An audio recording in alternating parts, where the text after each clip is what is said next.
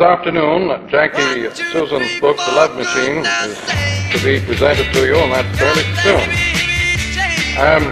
I wrote a book in '50, actually about 1940, called The Mechanical Bride, and I now can see very clearly that I was a little behind. With the coming of the electric age, the machine age finishes.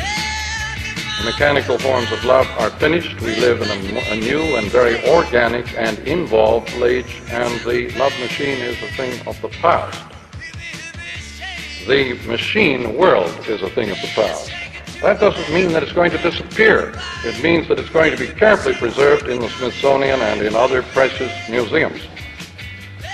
But you can see from the miniskirt, which is that the end is in sight. The miniskirt is a costume worn by all tribal people, men and women alike. The miniskirt means the end of sex.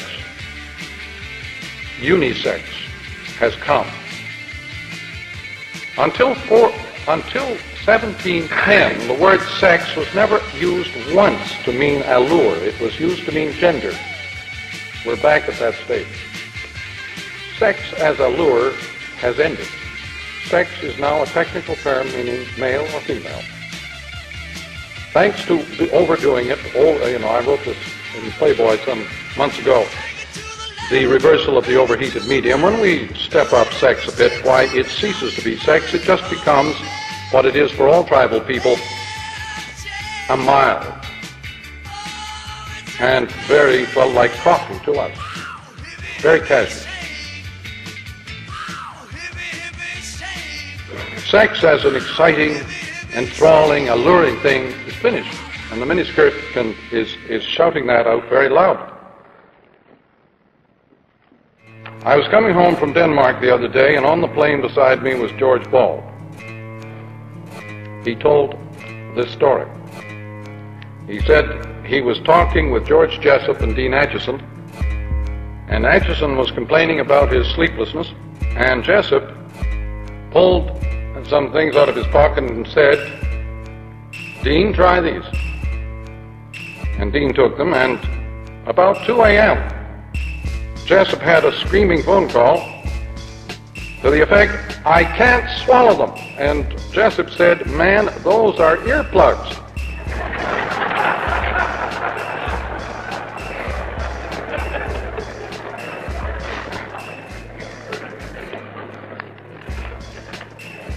Apropos the population explosion, just another funny statistic.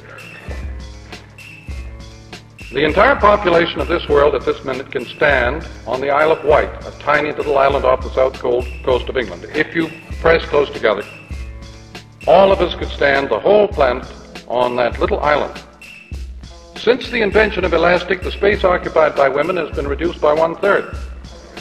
We can now all sit down on the Isle of Wight.